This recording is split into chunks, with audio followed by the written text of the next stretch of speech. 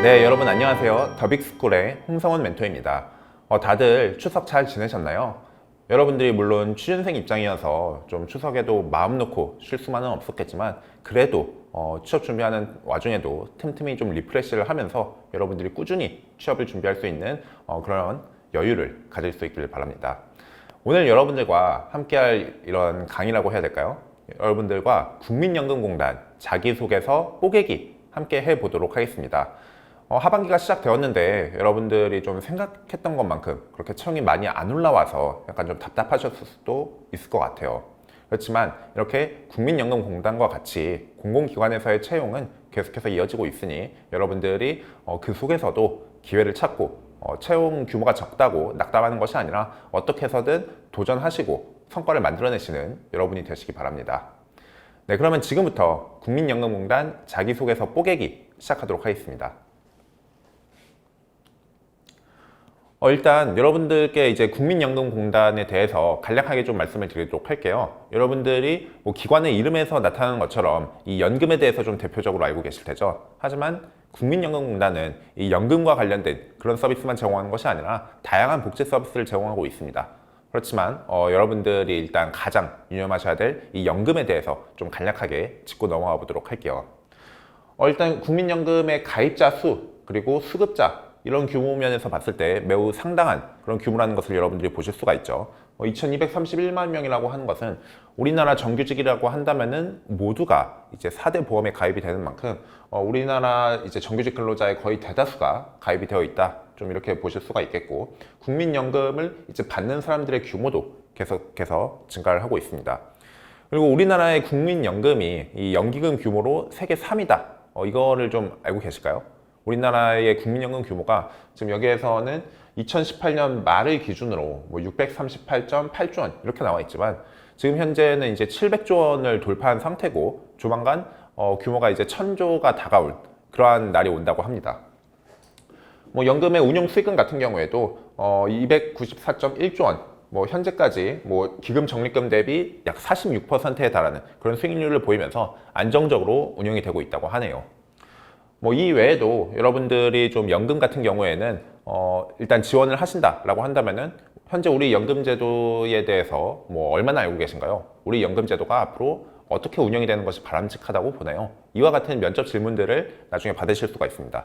따라서 연금에 대해서는 여러분들이 좀 더 공부를 하시는 것이 필요하고 이런 자료 같은 게 좀 잘 정리된 그런 국민연금공단의 브로셔는 국민연금공단 사이버 홍보관 여러분들이 이렇게 포털에 검색을 하신다면은 국민연금 사이버 홍보관 검색하셔가지고 접속하시면 이렇게 잘 정리된 그런 자료를 보실 수가 있습니다. 연금의 4가지 특성에 대해서도 간략하게 짚고 좀 넘어가도록 할게요. 연금이라는 것은 일단 평생 보장됩니다. 여러분들 나중에 제가 또 다시 보여드리기도 하겠지만 국민연금 나 받을 수 있는 거 아니야? 나 받을 수 없는 거 아니야? 좀 이런 의문들을 많이 갖고 계시죠. 하지만 이 연금 같은 경우는 국가가 존재하는 한 반드시 지급이 되고요. 물가 상승률을 반영하여 가지고 나중에 받게 되는 그런 연금 액수도 계속해서 늘어나게 돼 있습니다. 또한 소득 재분배 기능을 하죠. 무조건 연금 보험료를 많이 냈다고 해가지고 내가 연금을 많이 받는 것이 아니라 그래도 좀 약간 소득이 좀 낮은 그런 가난한 분들은 낸 연금 대비 더 많이 받고 좀 소득이 높은 경제적으로 좀 여유가 되는 분들은 낸 연금 대비 약간 적게 받는 이러한 소득 재분배 기능을 연금은 하게 됩니다. 또 다양한 혜택이 있습니다. 뭐 여러분들은 연금 하면은 이제 한 가지 형태만 생각하실 수가 있는데 노령연금과 장애연금, 유족연금 등 연금도 다양한 이제 형태로 나타나고 그에 따라서 여러 혜택들을 받을 수가 있습니다. 이와 같은 경우에도 두루누리 네이버 포스트에서 가져온 자료인데 이렇게 일정 규모 이상이 되는 공공기관들은 다양한 채널들을 운영하며 거기에서 얻을 수 있는 정보들도 굉장히 여러 형태로 있으니 여러분들이 어떠한 일정 규모 이상이 되는 공공기관을 지원하신다면 반드시 좀 유관된 채널을 찾아보셔가지고 다방면에서 정보를 습득하기 바랍니다. 네, 그러면 본격적으로 자기소개서 이제 분석을 들어가도록 하겠습니다. 국민연금공단의 자기소개서는 계속해서 한 2가지 항목으로 나온 지가 좀 꽤 되었죠. 그 중에서도 이제 첫 번째, 공단의 인재상과 관련된 항목은 계속해서 출제가 되는 것 같습니다. 공단의 인재상, 창의인, 정문인, 소통인 중 한 가지를 골라 이와 관련된 경험, 활동, 노력 등을 포함하여 이제 지원자가 공단의 인재상에 부합된다는 근거를 구체적으로 기술하여 주시기 바랍니다. 지금 이것이 첫 번째 문항인데요. 상반기만 해도 이것이 1200자로 나왔었는데 지금은 좀 더 간략하게 간소화가 되어서 1000자로 지금 나오게 되었습니다. 뭐 인재상에 대해서 묻는 것은 너무나 당연하고 이것은 공단의 로열티와도 관련된 그런 항목이라고 볼 수 있겠는데요. 공단의 인재상이 무엇이냐, 그리고 본인은 공단의 인재상에 어떻게 부합하느냐라고 한다면은 아무래도 여러분들이 이제 공단에 대해서도 어느 정도 분석을 할 수밖에 없을 것이고, 공단의 인재상에 부합한다, 그렇다라는 것은 간접적으로 여러분들이 공단에 들어오기 위해서 어떤 노력을 하였는가, 이런 것들을 물어보는 것일 수도 있습니다. 그래서 이러한 인재상 항목이 결과적으로는 어떠한 기관 혹은 직무의 로열티와도 연관이 된다, 이렇게 여러분들이 이해를 하실 수가 있겠고요. 뭐 여러분들이 이 인재상에 대해서 근데 너무 짤막하게 나와 있어가지고 이거를 도대체 뭐 어떤 경험이 적합하고 이걸 쓰는 데 있어서 어떤 가이드라인이 있는지 그렇게 좀 막막하실 분들이 계실 것 같습니다. 그래서 각각의 인재상마다 어떠한 소재들이 적합하고 여기에서 여러분들이 작성에 유의할 사항은 무엇인지 하나씩 차근차근 짚어보도록 하겠습니다. 일단 창의인이라고 한다면은 새로운 생각으로 혁신하는 이라고 공단에서는 정의를 하고 있습니다. 자, 새로운 생각으로 혁신한다. 그렇다면은 이에 적합한 경험 소재는 어떠한 문제를 해결하거나 혹은 어떤 기존에 있던 시스템이라든지 프로세스 등을 보다 낮게 개선을 했던 이런 경험들이 적합하겠죠. 근데 이제 여러분들이 작성을 할 때 좀 약간 그 문제 해결이라고 해서 너무 이제 나중에 사후에 일어난 문제에 대해서만 대처한 그런 경험들로 좀 한정되는 경향이 있는 것 같은데, 선제적으로 문제를 예방한 그런 경험도 여러분들이 얼마든지 작성할 수 있습니다. 내가 봤었을 때 지금 당장은 어떤 문제가 일어나지 않을 것 같지만 어떻게 분석을 해보니 이러이러한 문제가 일어날 것으로 좀 예상이 돼. 그러면은 이런 것을 방지하기 위해서 선제적으로 어떠한 조치가 필요해. 이런 것들도 남들은 생각하지 못했었는데 내가 새로운 생각으로 어떤 문제를 선제적으로 예방함으로써 혁신한 그런 사례에 해당할 수가 있겠죠. 따라서 여러분들이 후천적으로 나중에 문제가 발생 후에 수습한 경험도 물론 작성 가능하지만 선제적으로 여러분들이 문제를 예방한 그런 경험 소재도 얼마든지 작성 가능한 그런 것을 유념하시기 바랍니다. 자, 그리고 이러한 문제 해결이라든지 개선이라든지 이런 경험들을 작성할 때 여러분들이 실수하는 한 가지가 있습니다. 바로 다른 사람들 대비 나를 너무 띄워주는 이런 영웅담 형식의 자기소개서를 많이 작성하시는 거예요. 하나 예를 들어볼까요? 뭐 여러분들이 아르바이트나 인턴 경험 등을 많이 쓰시겠죠. 어떤 조직에서 내가 아르바이트나 인턴생으로서 어떠한 문제에 대해서 대처하여서 그를 잘 해결하였습니다. 물론 이런 소재까지는 얼마든지 가능하지만 여기에서 여러분들이 실수를 하시는 게 여러분들은 아르바이트생이나 뭐 인턴 이 정도의 신분밖에 안 되겠지만 정규직, 보다 많은 경험과 지식을 갖추고 있는 그런 정규직 직원분들도 같이 계셨겠죠. 근데 그런 분들은 보지 못하고 해결을 못했었던 그런 문제를 아르바이트생이나 인턴생인 내가 문제를 찾아내가지고 해결했다. 직원들은 이에 대해서 어떠한 기여도 하지 못했다. 이런 식으로 본인을 지나치게 높이고 어떤 뭐 직원이라든지 그런 분들의 어떤 역량이나 노력은 좀 폄하를 하는 그런 경향이 있습니다. 여러분들이 이렇게 영웅담, 나만 돋보이는 이런 영웅담, 나의 성과를 과장하고 능력을 과장하고 이런 방식의 서술은 자기소개서에서 좀 지양해 주시기 바랍니다. 이렇게 영웅담으로 굳이 여러분이 작성하실 필요가 없어요. 여러분들이 어떻게 보면은 좀 신입으로 지원함으로써 그렇게 대단한 역량이나 능력을 갖췄을 것이라고 생각하지 않습니다. 하지만 이에 대해서 과장을 하게 되고 다른 직원이나 다른 구성원들의 그런 노력을 폄하하게 된다면은 여러분들의 자기소개서는 인사 담당자가 좋게 평가를 할 수가 없습니다. 또 보도록 하겠습니다. 문제 해결이라고 했었을 때 여러분들이 흔히 하는 실수가 또 이런 것이 있죠. 어떤 문제가 생겼습니다. 그에 대해서 이러이러한 방안을 제시했고 결과는 성공적이었습니다. 자, 이렇게만 제시를 하고 끝나는 경우가 많습니다. 근데 이렇다면은 여러분들이 정말로 어떤 문제에 대해서 종합적으로 분석하고 이를 해결할 수 있는 역량을 갖췄다, 이렇게 볼 수가 있을까요? 여러분들이 그 문제 상황에서 어떻게 생각을 하고 그렇게 생각한 방안들을 구체화시키면서 생겨났었던 어려움에 대해서 혹은 다른 구성원들에 대해서 이러한 방안이 적합하다고 설득을 했었던 이런 해결 과정이 모두가 생략이 된 채 어떠한 상황이 있으면은 그에 대해서 바로 행동이 나오고 그에 대해서 결과까지로 이어지는 이러한 서술로는 여러분들이 진짜 문제 해결 능력을 이 사람은 갖추고 있는가? 이런 부분을 평가할 수가 없습니다. 따라서 여러분들이 어떤 문제를 해결했다, 어떤 것을 개선했다라는 경험을 쓰기 위해서는 아래의 사항들을 반드시 좀 고민을 해보시기 바랍니다. 문제의 원인과 핵심에 대해서 나는 어떻게 분석을 했는지, 그리고 이 문제 해결을 위해서 어떤 정보 소집이나 고민 등의 노력을 했었는지, 어떠한 기존의 방식이 아닌 새로운 방식을 제안했다면은 기존 방식에 대해서 과연 이것이 최선인가? 이런 의문의 그런 프로세스가 있었는지, 그리고 새로운 방식을 도출하고 이런 것을 어떤 집단 안에서 적용을 시켰다면은 기존의 그런 구성원들에게 이러한 방식이 더 적합하다, 이런 공감대를 형성을 했었는지, 이러한 것들을 여러분들이 자기소개서를 작성하실 때 반드시 넣어주셔야 이 사람이 진짜 어떤 문제에 대해서 체계적으로 고민하고 이런 것들을 적용해서 해결해 나가는 능력을 갖추고 있구나, 이렇게 논리적으로 설득을 할 수가 있습니다. 자, 이어서 전문인을 보도록 하겠습니다. 전문인이라고 한다면은 계속 성장하고 성과를 창출하는, 이렇게 국내에서는 정의를 하고 있는데, 자, 그러면 적합한 소재는 무엇이 있을까요? 당연히 1차적으로 이제 자기개발, 그리고 성과 창출 경험, 이런 것들을 생각을 하시게 될 텐데, 자, 자기개발과 성과 창출, 어떠한 경험이든 좋으나 여러분들이 이러한 경험을 쓰기 위해서는 반드시 어떤 목적성이 드러나야 됩니다. 한번 뭐 예를 들어볼까요? 누구누구 씨가 지난 1년간의 성과 중에 가장 큰 성과는 무엇인가요? 라고 물었을 때, 저의 가장 큰 성과는 토익 900점입니다. 뭐 이렇게만 말을 하는 겁니다.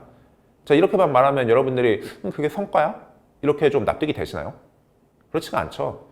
저는 토익 900점이 저의 가장 큰 성과라고 생각합니다. 왜냐하면 저는 이제껏 한 번도 외국에 나가보지도 못했고 영어 성적에 있어서도 항상 부진한 점수를 받아왔습니다. 하지만 제가 희망하는 어떠한 직무를 수행하기 위해서 요구되는 그런 어학적인 역량, 토익을 한 850점 이상 맞아보자 라는 목표를 세웠고, 이러한 목표 하에 어떻게 노력한 결과 그러한 기존의 목표를 뛰어넘는 토익 900점이라는 목표를 달성할 수가 있었습니다. 라고 한다면은 그때서는 여러분들이 그래, 토익 900점이 정말 성과가 될 수도 있겠군, 이렇게 납득이 되시겠죠. 물론 이런 소재를 쓰라는 건 아닙니다. 한번 예시를 여러분들께 들어드린 건데, 결과적으로 어떠한 이것이 성과다라고 설득을 하기 위해서는 기존에 어떤 목표, 어떤 목적성을 가지고 있었는가, 이런 것이 드러나야만 그것이 더 합리적으로 설득이 된다는 말입니다. 그래서 자기 개발, 어떤 역량을 어떻게 증가를 시켰다라는 부분에 있어서도 목표, 목적성이 드러나야 하고, 성과 창출에 있어서도 목적성이 드러나야 한다고 다시 한번 강조드리고요. 여러분들이 일단 뭐 자기개발이라고 한다면은 여러분들의 능력을 성장시키는 거죠. 근데 그 성장이라는 것이 단기간에 일어날 수 있습니까? 2, 3일, 혹은 하루, 이 단기간에 여러분들의 능력이 성장되었다라고 한다면은 상당히 좀 의구심이 들 수가 있겠죠. 즉, 성장을 드러내기 위해서는 일정 기간 이상의 경험이 적합하다라는 것을 여러분들께 좀 알려드리고 싶습니다. 가급적이면은 일주일 이상 정도는 되어야 그 기간 동안 여러분들이 진심으로 노력하고 역량을 개발하고 그럴 수 있는 시간적인 여유가 될 수가 있겠죠. 그래서 일정 기간 이상, 어떠한 단기간에 끝나는 그런 경험이 아니라 어느 정도 좀 기간이 되는 그런 경험을 작성을 해주시기 바라고요. 여러분들이 성과에 있어서 성과 창출을 묻고 있네? 그러면은 이 성과를 최대한 부풀릴수록 좋겠지? 이렇게 오해를 하실 수도 있지만, 성과의 대단함에 너무 집착하지 말기 바랍니다. 다시 한번 말씀드리지만 여러분들은 신입으로서 지원을 하고 있고, 여러분들에게 어떤 대단한 역량을 기대하는 것이 아닙니다. 그렇게 대단한 역량을 기대를 했다면은 애초에 경력직을 모집을 했거나 혹은 자격사항에 있어서 굉장히 그런 좀 문턱이 있는 자격증들을 제시를 함으로써 여러분들의 역량을 검증하려고 하였었겠죠. 하지만 그렇지가 않기 때문에 여러분들이 어떤 성과의 대단함에 집착을 하지 마시고, 여러분들이 얼마나 내가 가진 역량 대비 노력하여 가지고 최대한 높은 그런 목표를 달성을 했는가, 내가 가진 능력 범위 안에서 얼마나 열심히 하여서 높은 그런 성과를 창출했는가, 이런 부분에 집중을 해주시기 바랍니다.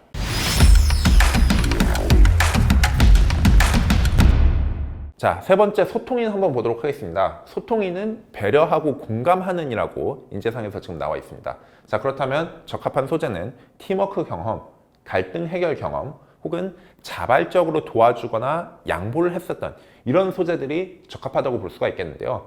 자, 일단 배려와 공감이 드러나기 때문에 경험에 있어서 반드시 타인이 드러나야 되는데, 가급적이면은 그런 타인이 뭐 나와 전혀 상관없는 그런 다른 조직의 사람이라기보다는 공동의 목적을 가진 조직 안에서의 그런 구성원, 이런 경험이면 더 좋을 것 같습니다. 이 배려와 공감은 어떤 고객에게도 필요하지만 아무래도 여러분들이 고객보다도 더 오랜 시간 함께할 사람들은 국민연금공단의 어떤 같은 조직 안의 구성원이기 때문에 공동의 목적을 가진 조직 활동을 가급적이면 권장드리고요. 뭐 일방적 소통이 아니라 쌍방향 소통을 내가 경험해서 보여주고 있는가, 이런 것을 좀 주의를 하셔야 됩니다. 뭐 어떤 것이냐, 여러분들이 이 소통인이라고 한다면 배려와 공감이라고 했는데 상대방의 어떤 입장에 대해서 생각하거나 상대방의 어떤 그 반응에 내가 집중을 하거나 혹은 상대방과 대화를 해보지도 않고 내가 무조건 일방적으로 행동합니다. 내가 일방적으로 말을 걸고, 그리고 일방적으로 그 사람은 뭐 이것이 필요할 거야 라고 판단해서 어떤 배려나 그런 도움을 주고, 근데 진정으로 소통이라고 하기 위해서는 쌍방향 소통이 되어야 되는 것이잖아요. 상대방의 입장에서 이 사람은 이러이러한 지금 상황인데 이러이러한 것이 필요하지 않을까? 이 사람한테 한번 확인을 해볼까? 내가 이렇게 행동을 했는데 이 사람은 이런 반응을 보이네. 그러면은 나도 어떻게 행동하는 것이 더 적합하겠다. 이렇게 여러분들이 경험 안에서 일방향의 소통이 아니라 쌍방향 소통을 드러내는 것에 굉장히 주의를 해주셔야 됩니다. 자, 그리고 제가 여기서 마지막으로 지금 강조를 한 게 자발적인 도움이나 양보를 강조를 드리고 있죠. 배려와 공감이 어떤 자발적인 배려와 공감이 아니라 어떤 타의에 의한 배려와 공감이라고 한다면은 당연히 적합하지 않겠죠. 뭐 예를 들어서 이런 겁니다. 이 사람과 말을 해보니 이거는 당연히 내가 양보를 해야만 하는 그런 상황이잖아. 이거 분위기상 내가 양보와 배려를 할 수밖에 없는 그런 분위기인데, 그러니까 내가 배려와 양보해야겠다. 이렇게 배려와 양보했으니 나는 소통인에 적합하다라고 한다면은 그의 논리 구조가 좀 맞지가 않습니다. 따라서 어디까지나 타의나 어떤 분위기상 그런 것에 의해 가지고 내가 도움이나 양보를 한 것이 아니라 자발적으로 행동을 하신 그런 경험에 한정된다는 것을 좀 유의했으면 좋겠습니다. 자, 그래서 공단의 인재상 작성하실 때 주의사항 다시 한번 보도록 하겠습니다.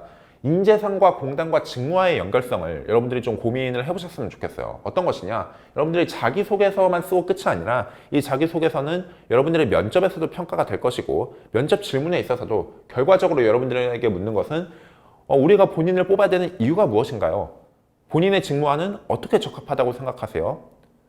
그렇게 함으로써 우리 공단에는 어떤 기여를 할 수가 있나요? 라고 물어보고 확인하려고 할 것입니다.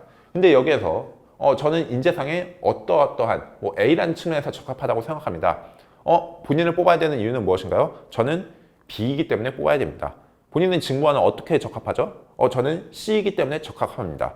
이렇게 인재상과 공단과 직무와의 연결성이 있는 것이 아니라 각자 따로 놀게 된다면은 여러분들을 파악하기 위해서 이런 자기소개서와 면접의 과정을 거치는 것인데, 거기에서 계속해서 따로 노는 그런 과정들이 나온다 라고 한다면은 면접관을 설득하기가 힘들겠죠.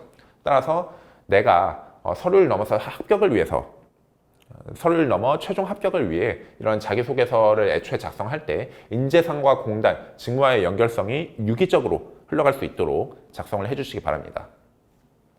그리고 여러분들이 뭐 천자라고 해가지고 좀 분량이 많이 남을 것 같은데 인재상 하나만 쓴 게 아니라 2개를 써도 괜찮나요? 이렇게 물어보신다면은 애초에 자기소개서에서 묻고 있는 것이 한 가지라고 했기 때문에 여러 인재상을 담으려고 노력하지 마시고, 가급적 경험 같은 경우에도 한 가지의 경험 혹은 최대 2가지 이렇게 엮어가지고 자기소개서를 작성해 주시기 바랍니다.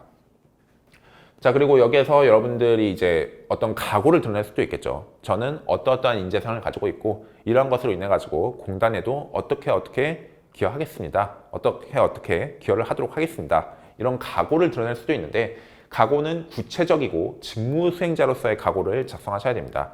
뭐 공단에 더 큰 성과를 가져오겠습니다. 이런 뜬구름 얘기가 아니라 어떤 공단이 그리고 있는 방향성, 그리고 전략 목표나 전략 과제 등이 있다면은 그런 것을 언급해 주시면서 거기에 제가 어떠한 직무자로서 어떻게 기여를 하도록 하겠습니다.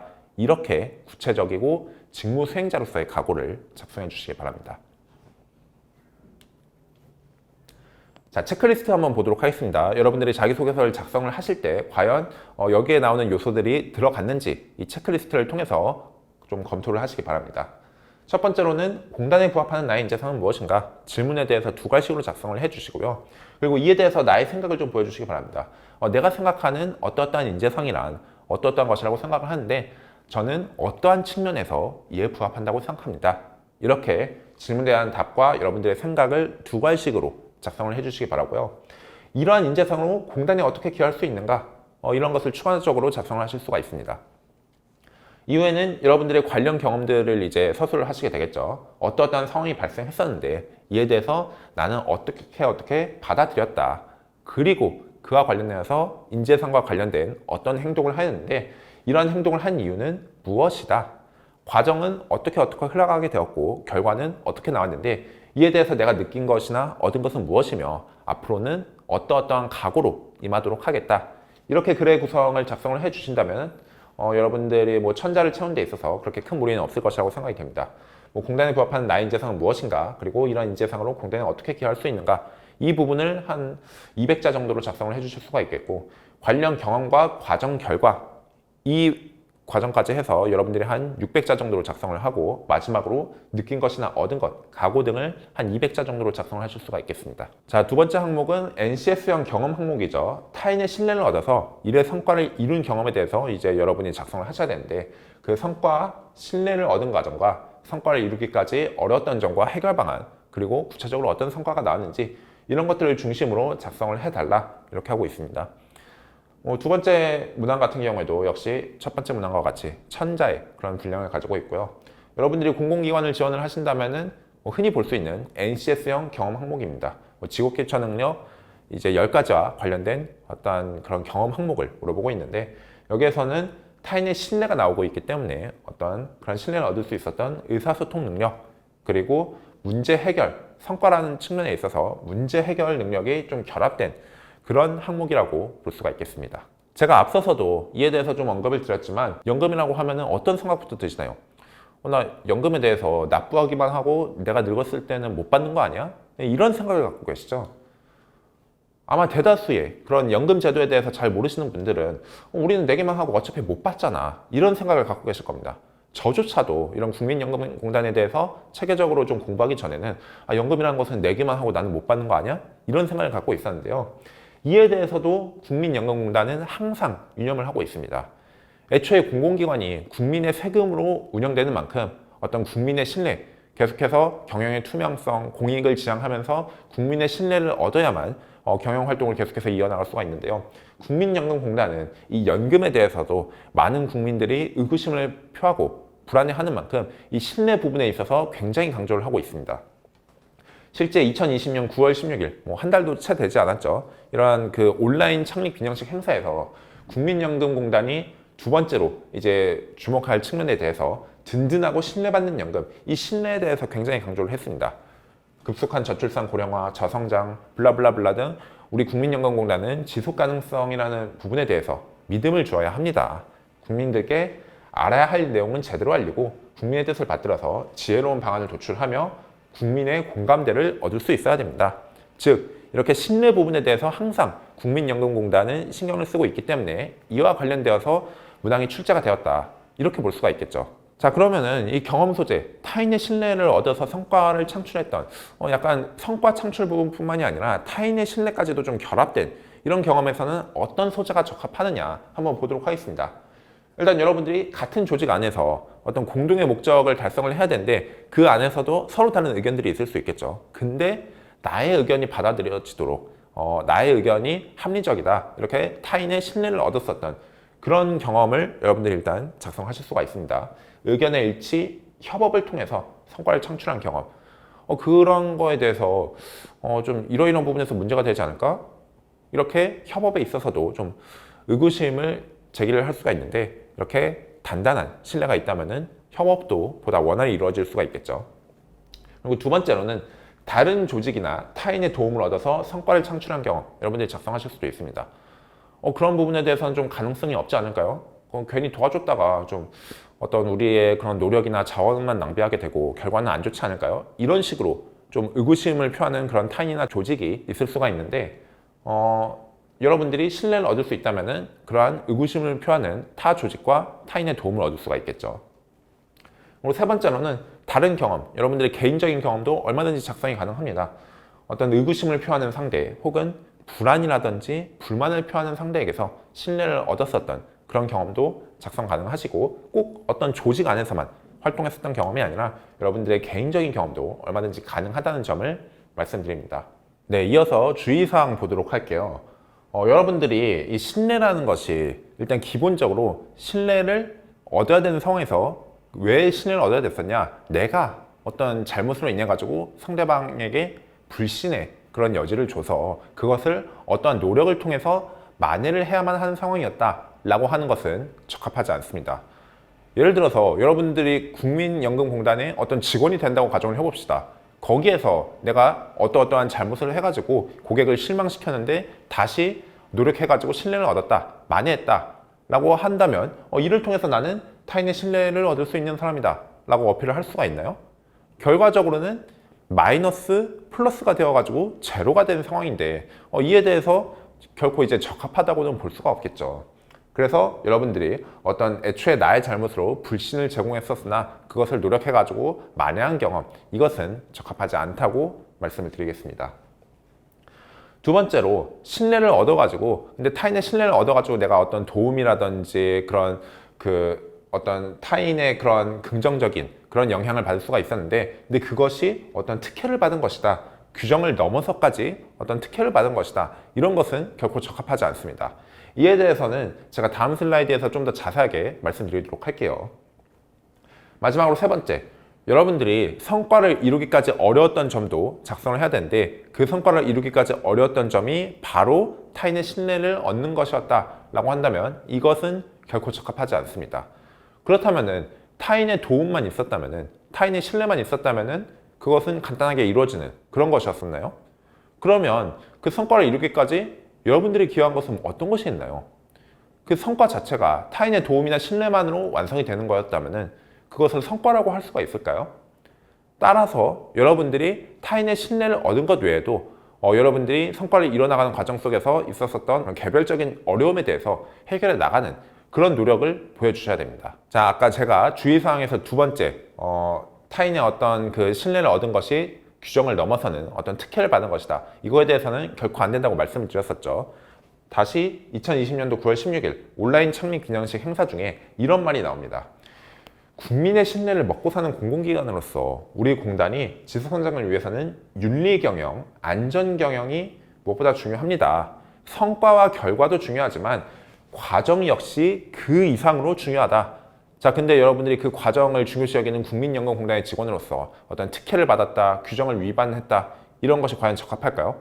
결코 적합하지 않습니다. 여러분들 타인의 어떤 신뢰나 그런 도움을 얻은 것 그것이 어떤 규정 위반, 특혜 이런 방향으로 가서는 결코 안 되겠습니다.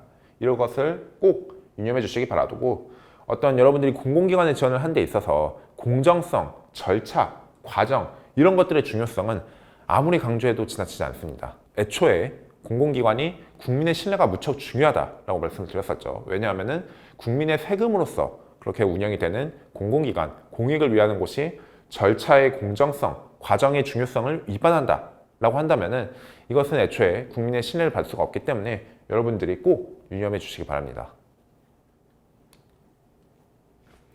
자, 그리고 성과에 대해서도 다시 한번 제가 이렇게 정리해서 강조를 해드리도록 하겠습니다. 애초에 성과라고 말하기 위해서는 목표, 어떤 목적이 있어야 된다라고 말씀을 드렸었고 그리고 이 자기소개서를 작성할 때 타인의 신뢰를 얻는 부분도 성과에 있어서 중요한 부분이었었지만 그 타인의 신뢰가 있었기 때문에 성과까지 바로 이어질 수 있었다.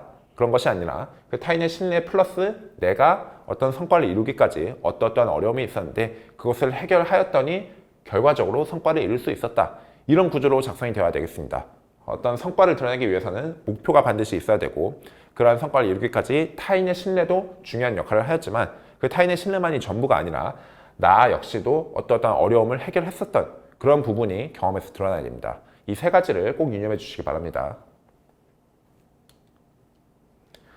자, 그리고 이 신뢰라는 것에 대해서 좀 약간 중요성 이런 것들을 강조를 할 수가 있겠죠. 자, 그러면은 타인의 신뢰가 있다면 어떠한 그 긍정적인 영향이 있느냐? 단순히 타인의 신뢰가 있다면 더 높은 성과를 창출할 수 있습니다. 뭐 이런 너무나도 당연한 뜬구름 잡는 얘기를 하는 것이 아니라 타인의 신뢰가 있다면 어떠한 긍정적인 부분들이 있는지 한번 보도록 하겠습니다.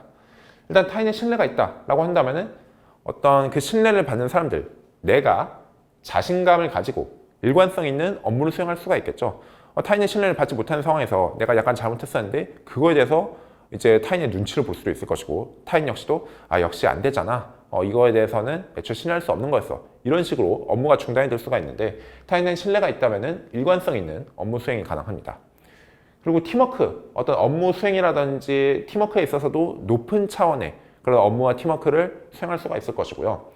불필요한 업무라든지 비용 등이 절감이 되겠죠. 타인의 신뢰를 받지 못하는 상황에서는 내가 정말 세세한 것까지 준비해서 보고를 해야 되는 그런 불필요한 업무나 비용 등이 지출이 될 수가 있는데 이런 거에 대해서 절감을 할 수가 있을 것이고요.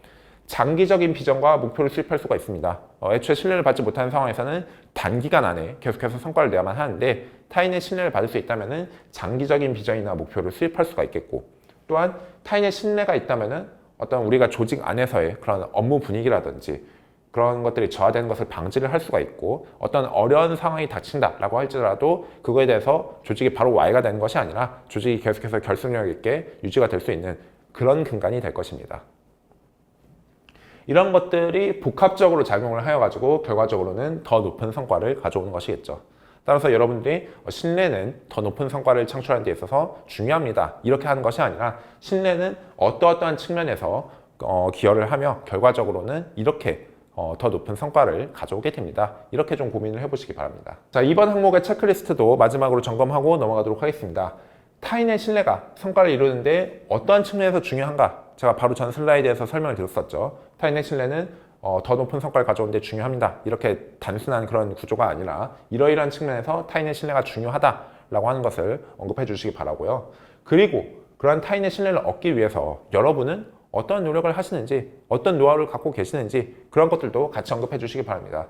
특정한 한 경험에서만 내가 신뢰를 얻었던 것이 아니라 근본적으로 나는 타인의 신뢰를 얻을 수 있는 어떠어떠한 노하우라든지 그런 노력을 한다. 이런 것을 언급해 주셔야만 이 사람은 타인의 신뢰를 다른 상황에서도 얻을 수 있는 사람이겠구나 라고 판단이 들겠죠.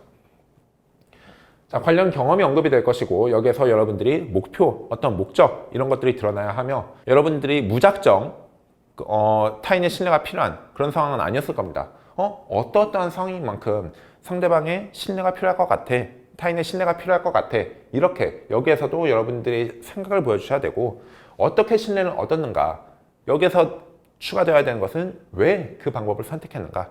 여기에서도 여러분들이 그런 프로세스를 보여주셔야 되겠죠. 바로 타인의 신뢰를 얻는 나의 노력이나 노하우와 연관된 그런 부분이라고 볼 수가 있겠습니다. 성과를 이루는데 어려웠던 점도 제가 독립적으로 이렇게 보여주셔야 된다라고 말씀드린 만큼 성과를 이루는데 어려웠던 점은 무엇인가 반드시 드러내 주시기 바라고요.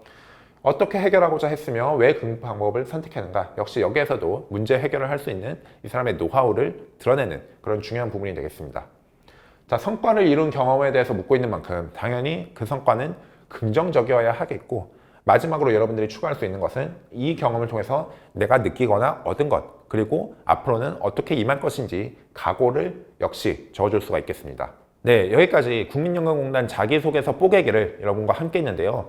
국민연금공단과 같이 4대 보험공단은 서류 전형에서부터 거르는 그런 배수가 매우 깐깐한 만큼 여러분들이 자기소개서에 더 집중을 할 수 있겠지만 여러분들이 자기소개서를 빨리 끝내고 본게임이라고 볼 수 있는 그런 필기 전형에 전념할 수 있도록 도와주기 위해서 이런 영상을 찍었습니다. 여러분들 자기소개서에 대해서 좀 막히는 부분이 있다면 얼마든지 저희 더빅TV, 더빅스쿨을 통해서 문의를 해주시기 바라고요. 보다 다양한 그런 채널과 어떤 콘텐츠를 통해서 여러분들을 도와드리고자 계속해서 노력하도록 하겠습니다. 그러면은 강의는 여기까지 하도록 하겠습니다. 지금까지 더빅스쿨의 홍성훈이었습니다.